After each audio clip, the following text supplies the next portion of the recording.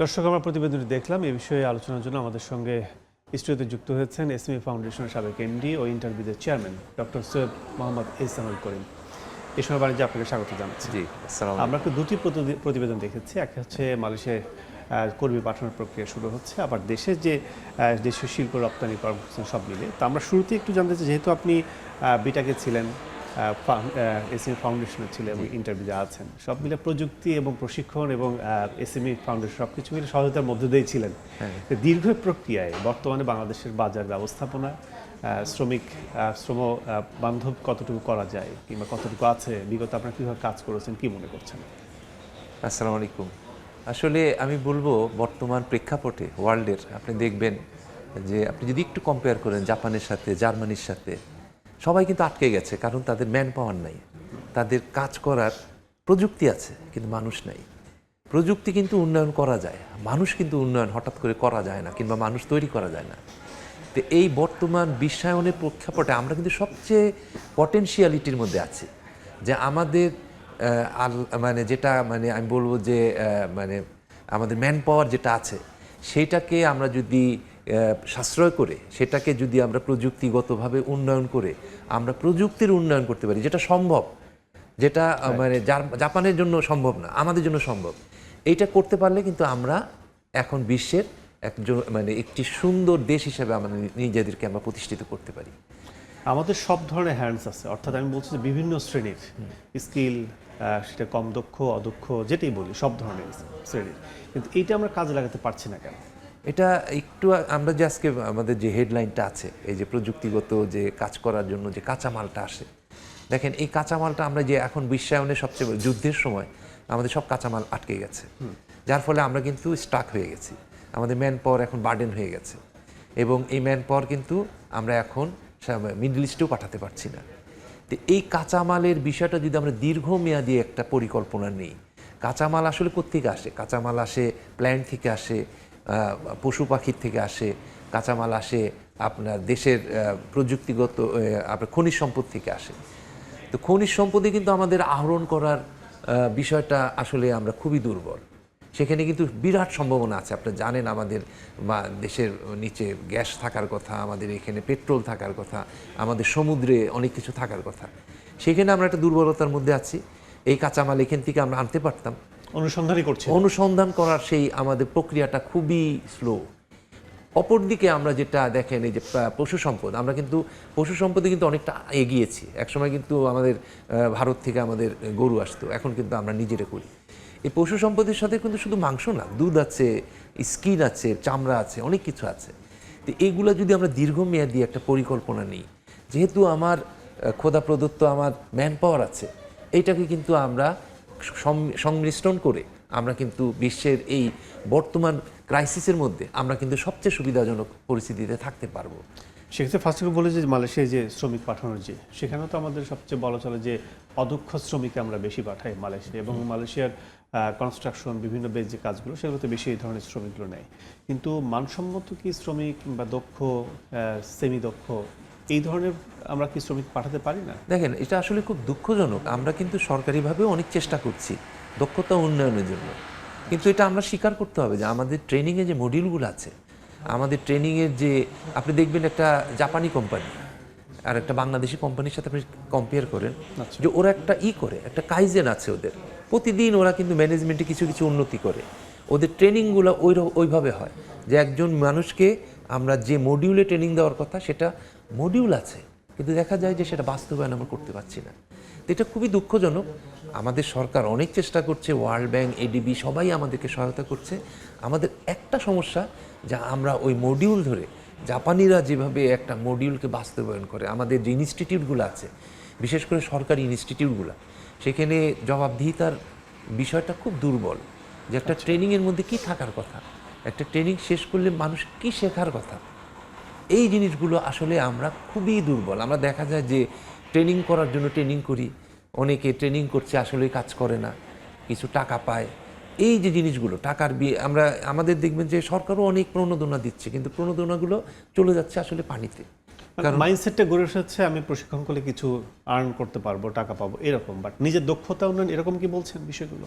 আসলে না, এই আমাদের যে আমি আর্ন করব, সেটাও কিন্তু আমরা মানুষকে বুঝাতে পারি না যে তুমি এটা দক্ষ হলে, তুমি জিনিসটা শিখতে পারলে, তুমি জিনিসটা করতে পারলে তুমি আয় করতে পারবা। এই যে মানসিক যে মানসিক যে মোটিভেশনটা, আমাদের এই জিনিসটা খুব দুর্বল। আপনি দেখবেন যে আমাদের অনেক রকম ট্রেনিং আছে, একই মানুষ 5 রকম ট্রেনিং করছে, ওর মাইন্ডসেট ঠিক নাই। আমাদের সরকারি প্রতিষ্ঠানগুলো যেহেতু জবাবদিহিতা কম, ওই স্কুটিনিটা আমরা করতে পারছি না। তো এইটা আমি বলবো যে একটা ট্রেনিং ইনস্টিটিউটে আপনার দেখবেন যে তাদের দক্ষতা, কারিগরি দক্ষতার সাথে সাথে মানসিক যে ম্যাচুরিটি, এই জিনিসটা করা দরকার।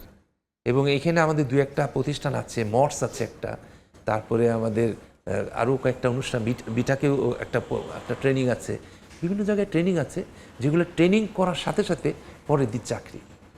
এই যে মানসিক এই যে জিনিসটা যে আমি চাকরি করব, আমি ট্রেনিং করে আমি নিজেকে উন্নয়ন করব, এই প্যাকেজটা দরকার। আমরা ট্রেনিং করছি, ট্রেনিং পরে দেখা যাবে চাকরির কানেক্টিভিটিটা নাই। আমি ট্রেনিং করছি একটা, ডিমান্ড হচ্ছে আর একটা।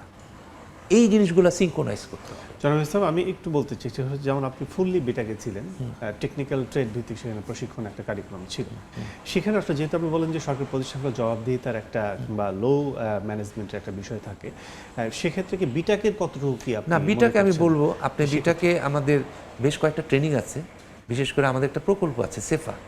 এই ট্রেনিং আপনি যদি কখনো সুযোগ হয় যেতে পারেন, প্রতি শনিবারে একটা মোটিভেশনাল সেশন হয়, ওখানে কিন্তু আপনাদের মতো সবাই যায়।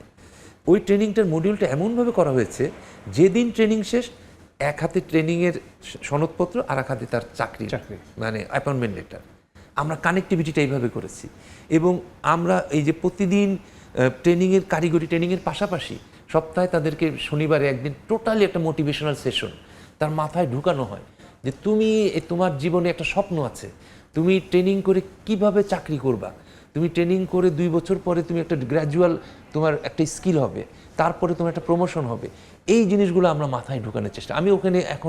আমি ওখানে গেস্ট লেকচারার হিসেবে যাই, তো সেখানে আপনারা গেলে দেখবেন এরকম কয়েকটা ট্রেনিং আছে, এবং সারা বাংলাদেশে হাজার হাজার ট্রেনিং আছে। সেই ট্রেনিংগুলোকে যদি এরকম করা যায়।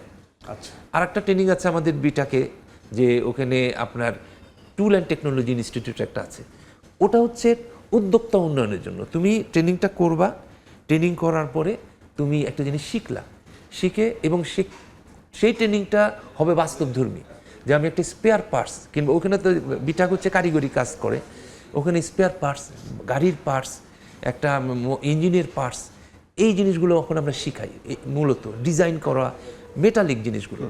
তো ওখানে ট্রেনিংটা ওইটার উপরেই করে, ওটা করে তারপরে ওদেরকে আমরা কানেক্ট করে দেওয়ার চেষ্টা করে যে ঠিক আছে, এই প্রতিষ্ঠানে এই পার্টসটার ডিমান্ড আছে, তুমি এই পার্টসটা সাপ্লাই দাও, তুমি নিজে ডিজাইন করো। ওখানে ইনকিউবেশন সেন্টার আছে, ট্রেনিং করার সাথে সাথে ওরা কিন্তু ইনকিউবেশন সেন্টারে অফিস নিতে পারে।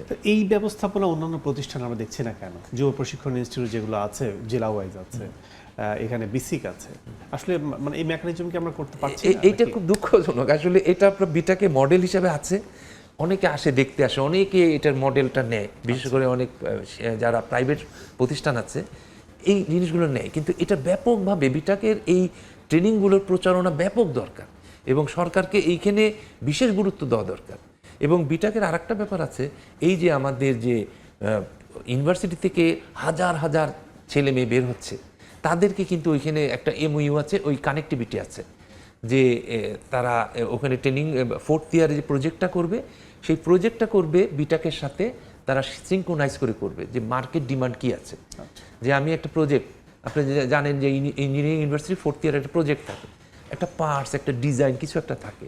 তো ওইটা আমরা চেষ্টা করি যে ঠিক আছে, আমাদের দেশে এই কৃষি গবেষণার, কৃষি মেশিনারির ডিমান্ড আছে, তুমি কৃষি মেশিনারির এই পার্টসটা ডিজাইন করো 4th ইয়ারে, এবং বিটাক তোমাকে কারিগরি সহায়তা দিবে। বিটাকে সমস্ত আধুনিক যন্ত্রপাতি আছে, এবং ওইখানে তারা ট্রেনিংটা শেষ করে ওখানে ইউনিভার্সিটির সাথে ট্রেনিংয়ের বিটাকের এই সংমিশ্রণ করে তারপরে তারা পাশ করে ওখানে ইনকিউবেশন সেন্টারে নিজেই উদ্যোক্তা হতে পারে। এবং সেখানে কমন ফ্যাসিলিটি আছে, সমস্ত মেশিনারি, আধুনিক মেশিনারি ওখানে আছে, সেটাকে ব্যবহার করে সে কিন্তু একটা পার্টস বাজারে বিক্রি করতে পারে। আমরা কিন্তু একটা মডেল করেছি বিটাকে। এই মডেলগুলো আসলে যদি রেপ্লিকা, মানে এটাকে যদি বিভিন্ন প্রতিষ্ঠান এটাকে মানে মডেল হিসাবে নেয়, তাহলে কিন্তু একটা বিপ্লব হবে আসলে। স্যার, আমরা আলোচনা শেষ পর্যায়ে আমরা চাই যে আমাদের শিল্প এগিয়ে যাক এবং মানব সম্পদ আরও দক্ষতা উন্নয়নে থ্যাংক ইউ। ঘাটতি পূরণ করুক। জি, আসসালামু আলাইকুম। দর্শক, আলোচনা করছিলাম দেশের শিল্প, মানব সম্পদ সবকিছু মিলে আমাদের সাথে আলোচনায় যুক্ত ছিলেন এসএমই ফাউন্ডেশনের সাবেক এমডি ও ইন্টারভিউদের চেয়ারম্যান ডক্টর সৈয়দ মোহাম্মদ ইহসানুল করিম।